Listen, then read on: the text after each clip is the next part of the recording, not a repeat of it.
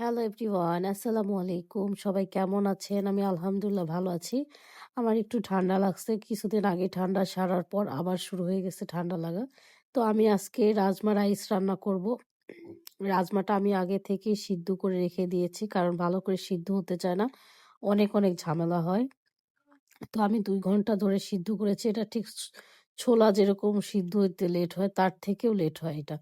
তো আমি কড়াইতে তেল দিয়েছি আর পেঁয়াজ দিয়েছি। এখন ভালো করে এই পেঁয়াজটা একটু বেরেস্তার মতো হালকা লাল করব।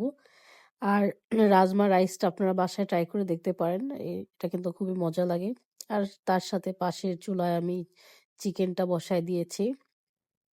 পেঁয়াজটা আমার একটু লাল হয়ে গেছে। তো আমি এখন টমেটোগুলা দিয়ে দিচ্ছি। এখানে আমি টমেটো নিয়েছি ৩ টা।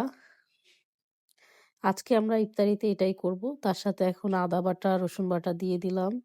তো এখন আমি ভালো করে একটু কষাবো, লবণ দিয়ে দিয়েছি। ভালো করে কষায় আমি রাজমাটা দিয়ে দেব। রাজমা রাইসটা আপনারা বাসায় ট্রাই করে দেখতে পারেন অবশ্যই। আমার কাছে অনেক মজা লাগে এটা। এখন আমি দিয়ে দিলাম মরিচের গুঁড়া, তার সাথে দিলাম জিরার গুঁড়া। এখন ভালো করে মসলাটা আমি কষাচ্ছিলাম। কষানোর পরে আমি রাইসটা দিয়ে দিলাম বাসমতি চালের। তো আমি বাসমতি চালের এটা ভালো করে ধুয়ে ভিজায় রাখছিলাম পানির মধ্যে। এটা একটু ছাঁকনাতে ঝরায় দিলে পরে ভালো হয়। কিন্তু আমি তা করিনি। হালকা পানি আছে। তো আমি একটু ভালো করে ম চালটা দেওয়ার পর একটু নাড়াচাড়া দিচ্ছি কারণ নিচে লেগে যাচ্ছিল। তারপর আমি রাজমাটা দিয়ে দিলাম। এখানে যেহেতু রাজমা রাইস তার জন্য আমি রাজমাটা বেশি দিয়ে দিচ্ছি।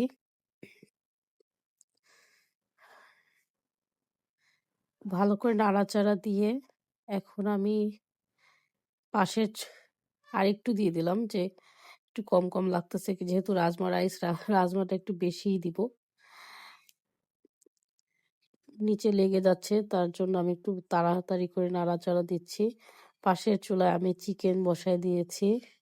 তো এখানে মসলা টসলা দিয়ে এখন একটু ভাজা করতেছি। মাংসটা আজকে আমি একটু অন্যরকম ভাবে রান্না করছি। তো আমি পানি দিয়ে দিয়েছি। পানি দিয়ে এখন আমি ঢেকে দিয়ে দেব। কালারটা কিন্তু অনেক সুন্দর আসছে। একটু লাল কালার আসছে। ঢেকে রেখেছিলাম তার ঠিক ০.৫ ঘন্টা মানে চুলাটা কমায় দিয়ে রেখে দিয়েছিলাম। তারপর হয়ে গেছে আমার রাজমাটা। তো এখন আমি একটু ঘি দিয়ে দিব উপরে। আমি একটু দেখছিলাম ভালো করে সিদ্ধ হয়েছে কিনা। সিদ্ধ হইছে কয়েকটা একেকটা মানে হইছে, একেকটা একটু কম হইছে এরকম মনে হচ্ছে। তো ঘি দিয়ে আমি একটু নাড়াচাড়া দিয়ে এখন ঢেকে রেখে দিব। দে মানে ঝরঝরা হইছে, অনেক সুন্দর হইছে রাইসটা। আমার দেবর হচ্ছে চিকেন মেরিনেট করে রেখে দিয়েছিল। তো আজকে এটা ভাজবো। ৩ পিচি আছে। তো আমি খাই না ১ পিচও। তো ভাবলাম আজকে খেয়ে দেখবো কেমন হইছে। তো আমি এখন সরিষার তেল দিয়েছিলাম। তারপর চিকেন ৩ টা দিয়ে এখন চুলাটা একটু কমায় দিয়ে ঢেকে রেখে দিলাম। তার সাথে এখন অনেক জ্বালাজাল করার পরে হয়ে গেছে আমার চিকেনটাও। এখন অনেক দেরি হয়ে গেছে। আপনার ভাইয়া সবসময় শরবতটা গুলায়। তো ও হচ্ছে আ কম্পিউটারে কাজ করতে ঘুমায় গেছে। তো আমি আর ডাকি নাই। তো আমি শরবতটা করে রাখতেছি। ইফতারিটা রেডি করছি। এর মধ্যে চলে আসছে আন্টি। রেখা আন্টি বলতেছে যে, "আমি চাউমিন রান্না করছি, তুমি হচ্ছে এটা খাইও তোমরা।" অনেকগুলা নিয়ে আসছে। প্রত্যেকদিন কেউ না কেউ খাবার দেয়।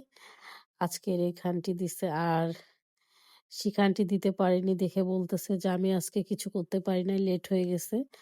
আর পুতুল আন্টি দিয়ে গেছে বনটা। যাক আলহামদুলিল্লাহ আজকে আমাদের এই ইফতার। সবাই ভালো থাকবেন। নেক্সট ভিডিও দেখার জন্য লাইক করবেন, শেয়ার করবেন। আল্লাহ হাফেজ।